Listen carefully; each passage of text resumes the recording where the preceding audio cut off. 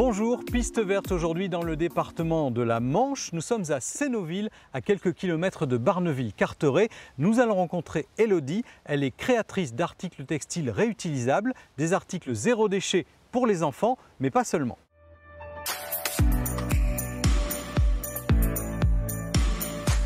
Alors, nous y sommes. C'est cette jolie maison en pierre dans le hameau Bourgeoise. On va sonner. Bonjour. Bonjour Elodie.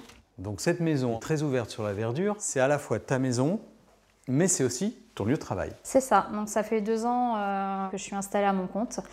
Donc du coup, c'est ma maison qui me sert aussi d'atelier où j'accueille les gens entre deux pour la remise des commandes en main propre, pour faire des commandes aussi sur place. Alors moi dans cette pièce, en tout cas, je vois pas de machine à coudre ni de marchandises, c'est pas ici que ça se passe. Du coup, non, c'est pas ici, c'est juste à l'étage.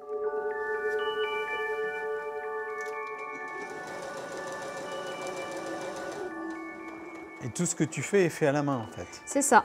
Donc je découpe mes tissus, je prépare mes patrons. Donc mes patrons, c'est pareil, c'est moi qui les crée de A à Z. Tout ça, tu l'as appris dans une école de couture? Et ben tout ça, du coup, non, c'est en suivant des tutos en fait sur internet. Et puis après, on se lance.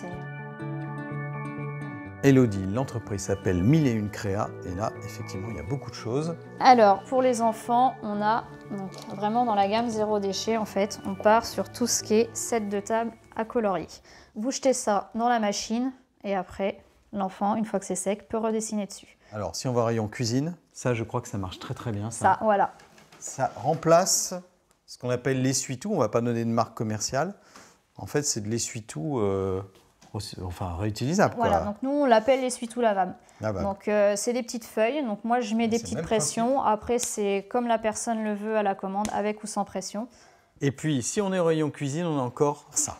Vous voulez emmener une tarte, et ben du coup, le sac à tarte va permettre de protéger soit une tarte, soit l'entrée. Donc, on peut avoir la petite Charlotte en plus par-dessus. Donc, en fait, la petite Charlotte, ça va remplacer tout ce qui est film alimentaire, tout ce qui est papier d'aluminium.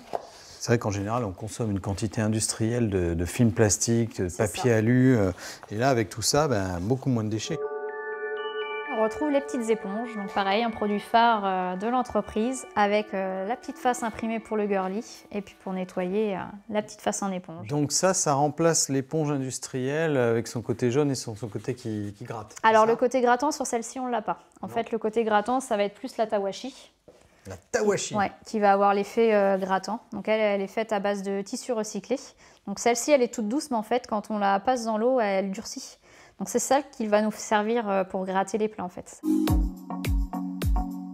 Donc du coup, j'ai gardé 2 casseroles. Donc une casserole où il y a eu du lait qui a bouilli. Donc généralement, ça adhère bien à la casserole, ça colle bien. Ça colle. Et à côté, une casserole toute simple. On va tester avec la fameuse éponge qu'on a vue tout à l'heure. Et pour vous montrer que ça nettoie bien.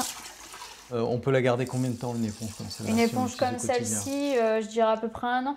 Donc on fait des économies. C'est ça. Et combien ça coûte alors ces éponges? Donc là, pour une éponge comme celle-ci, il faut compter 5 €. D'accord, oui, c'est tout à fait raisonnable. Et pour une éponge comme la tawashi comme ça, il faut compter 4,50 €. D'accord. On évite à l'arrivée et surtout, on pollue moins la planète puisqu'on ne va pas jeter une éponge tous les 15 jours à la poubelle. C'est tout à fait ça.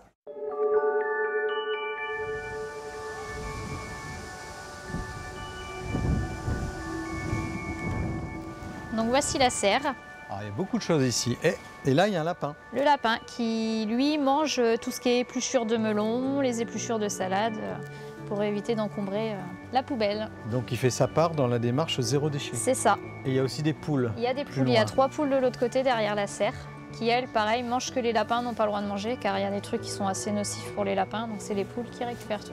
Et puis ce qui est intéressant aussi dans cette serre, c'est que vous avez une partie de l'alimentation qui vient d'ici. C'est ça. C'est nous qui faisons nous-mêmes nos plantations. Donc les melons, c'est moi qui garde mes graines d'une année sur l'autre, qui replante pour faire bien démarrer et qui après revient replanter dans la serre.